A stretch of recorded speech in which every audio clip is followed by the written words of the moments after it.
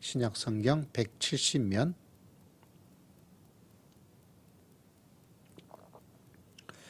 요한복음 13장 12절에서부터 20절까지 말씀 함께 있습니다. 시작.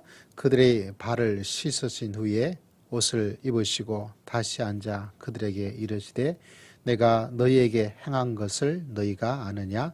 너희가 나를 선생이라 또는 주라 하니 너희 말이 옳도다. 내가 그러하다.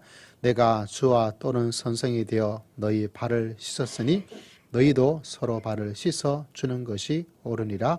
내가 너희에게 행한 것 같이 너희도 행하게 하려 하여 본을 보였노라. 내가 진실로 진실로 너희에게 이르노니 종이 주인보다 크지 못하고 보냄을 받은 자가 보낸 자보다 크지 못하나니 너희가 이것을 알고 행하면 복이 있으리라. 내가 너희 모두를 가리켜 말하는 것이 아니니라. 나는 내가 택한 자들이 누구인지 알미라. 그러나 내 떡을 먹은 자가 내게 발꿈치를 들었다 한 성경을 응하게 하려 지금부터 일이 일어나기 전에 미리 너희에게 일러둠은 일이 일어날 때에 내가 그인 줄 너희가 믿게 하려 함이로다. 내가 진실로 진실로 너희에게 이르노니 나를 보낸 자를 영접하는 자는 나를 영접하는 것이요 나를 영접하는 자는 나를 보내신 이를 영접하는 것이니라. 아멘. 오늘 말씀은 우리들에게 이런 이야기를 한 가지 하고 있죠. 17절 너희가 이것을 알고 행하면 복이 있으리라. 알고 행하면 뭐가 있어요? 복이 있을 것이다. 내 인생에 복이 있는 인생. 저 사람 참 복이 있어. 어떤 사람 말하죠. 저 사람 진짜 운이 있는가 봐. 이런 이야기를 하죠. 하나님을 모르면 운이 있는 것이고 하나님을 알고 있는 사람에게는 그것은 하나님께서 주시는 복이구나. 다 복된 인생을 원하죠. 행복하기를 원하죠. 즐겁기를 원합니다.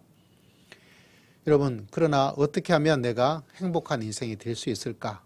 딱 부러지게 뭔가 말하는 사람이 생각만큼 많지는 않습니다. 어떻게 하면 복을 불러일으킬까? 무엇이 진짜 복일까? 이것을 잘 아는 사람도 그렇게 많지를 않습니다. 이런 하나님의 말씀은 무엇이 진짜 복인가? 그것을 알려주고 있습니다. 세상은 그걸 알지 못해서 일반적인 것들을 많이 말하지만 진짜 복은 그곳에 있지 않습니다.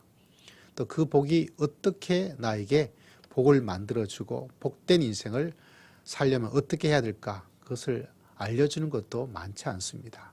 그런데 오늘 우리들에게 이 하나님의 말씀을 통해서 이것을 알고 행하면 뭐가 있는 인생이 된다고요? 복이 있는 인생이 될 것이다. 믿음의 길을 걸어가면서 오늘 사순절에 요한복음에 이 말씀을 놓친다면 그 사람한테는 뭐가 없어요? 복이 없어요. 자기 딴에는 복이 있다라고 말하지만 뭐 그런 시시한 복은 복도 아니죠. 자, 복이 있는 인생 사순절을 통해서 예수님께서 제자들에게 말씀해 주고 있는 것은 무엇일까? 오늘 말씀의 전체 문맥을 좀 먼저 들여다보면 우리가 잘 아는 것처럼 세족식 손을 씻겨주고 발을 씻겨주고 얼굴을 씻겨주고 그 중에서 가장 더러운 발을 씻겨주는 예수 그리스도의 모습을 우리는 읽었습니다.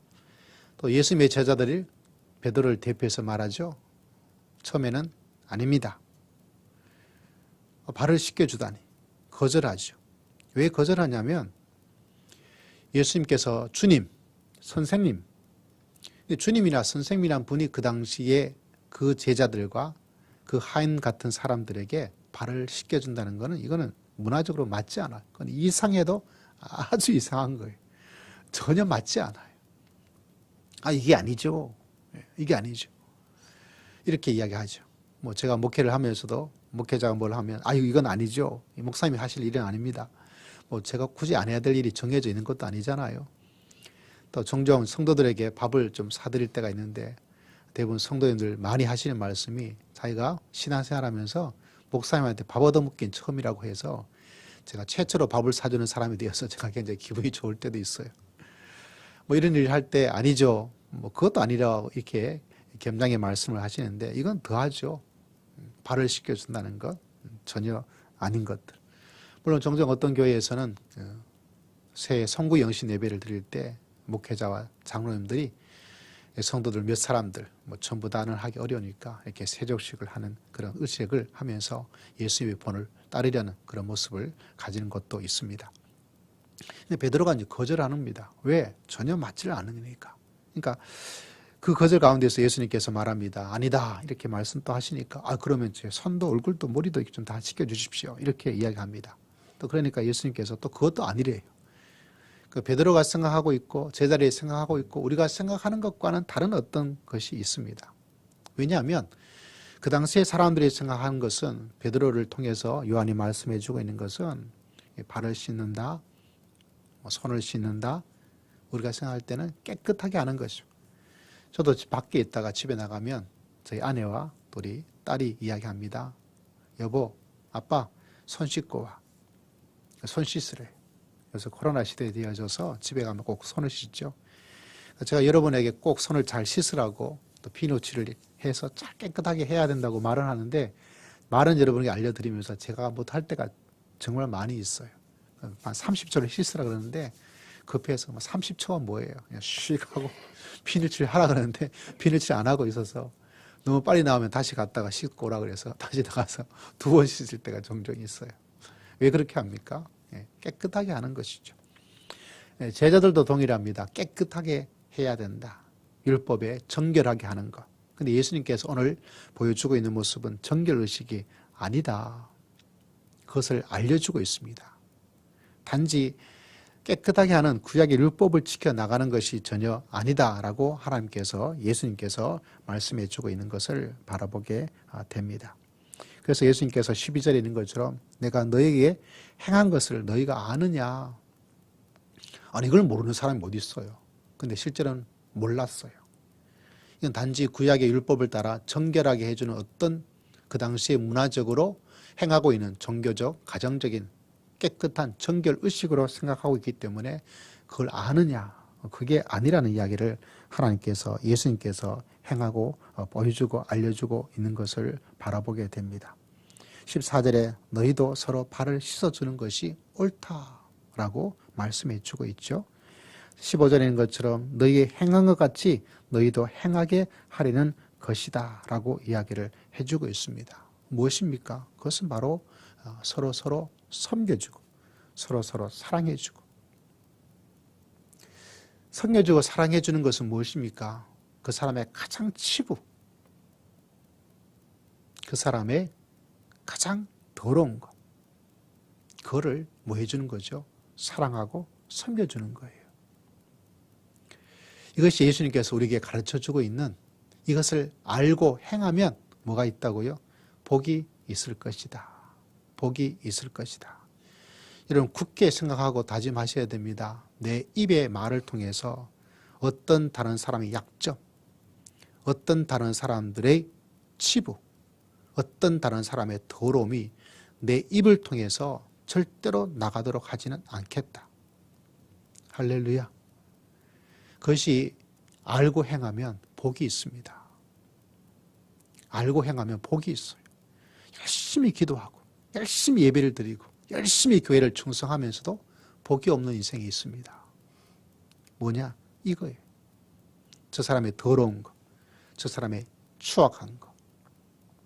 알죠? 내 가정, 내 교회, 내가 알고 있는 누구, 그 사람이 아따따따따따따.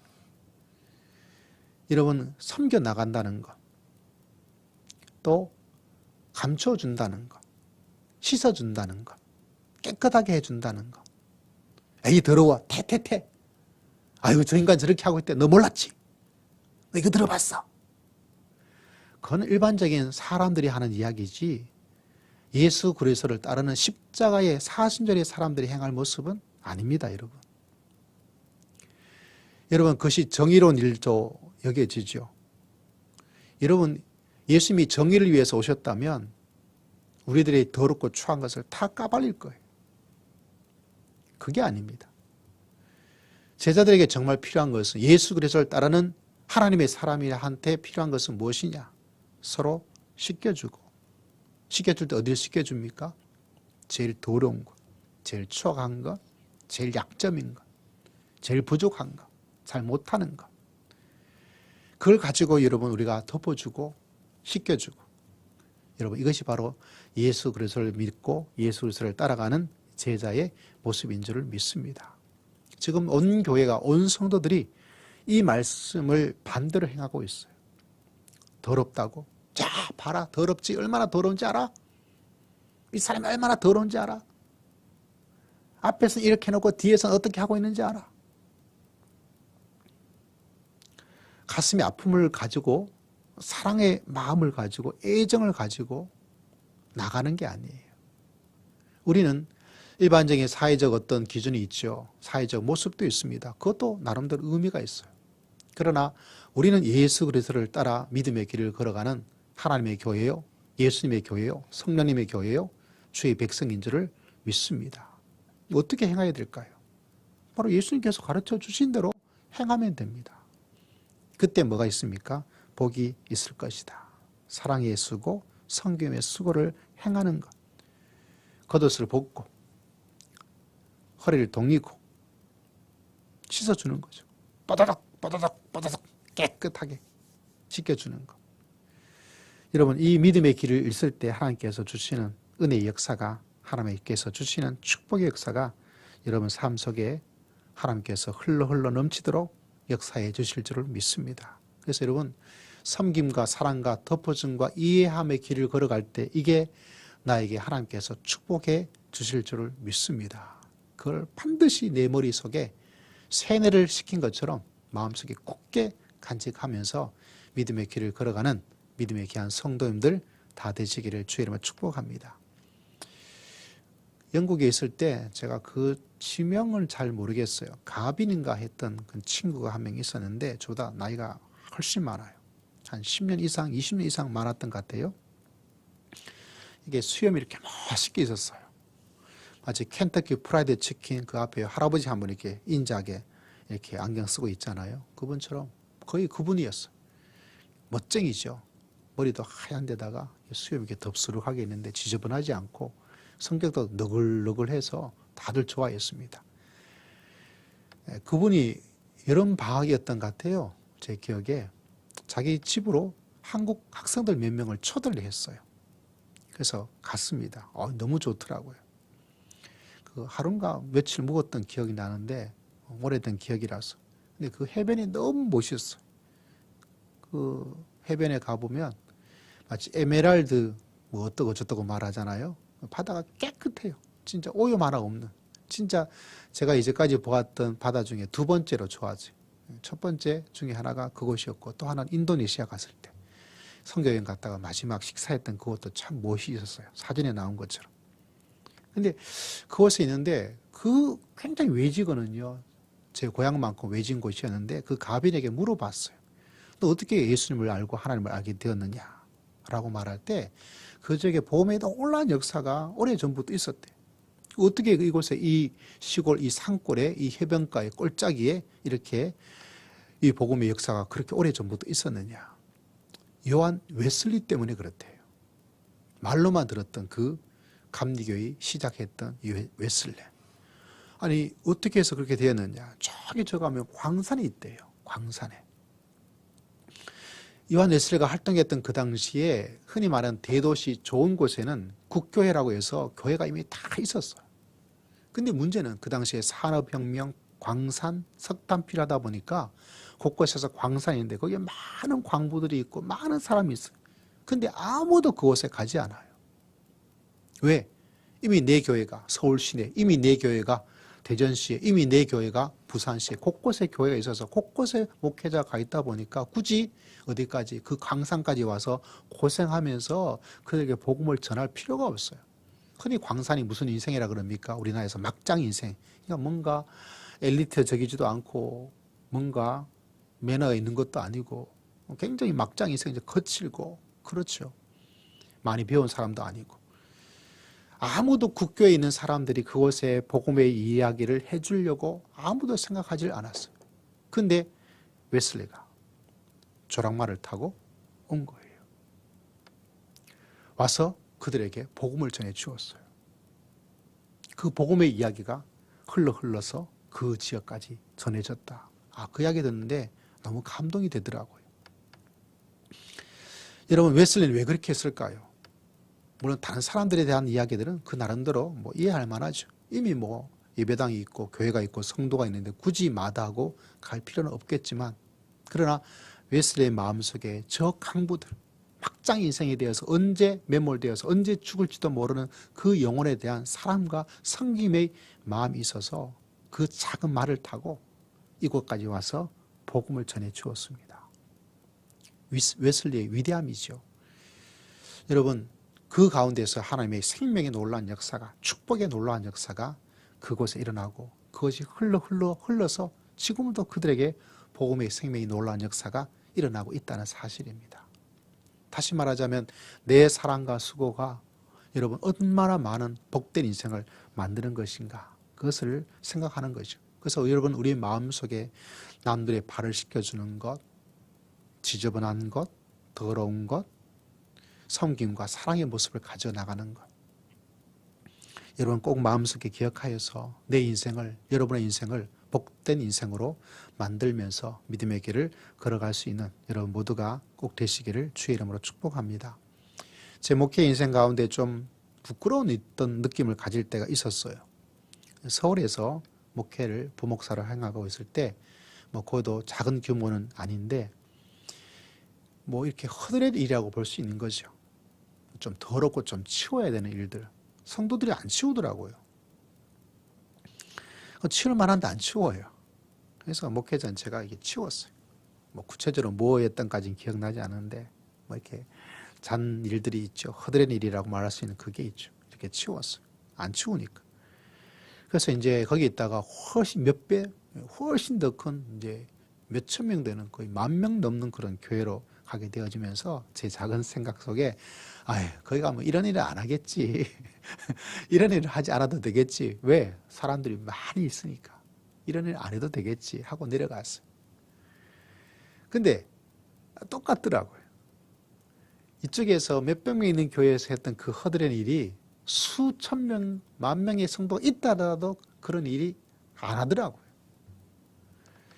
심지어 담임 목사님 사모님이 새벽 예배를 하면서 여기 좀 지저분한 일이 있었어요.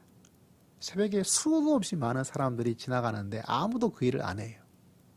그래서 제가 이렇게 보고 있다가 저거 새벽 예배 끝나고 나서 내가 해야지 이렇게 생각하고 있었어요.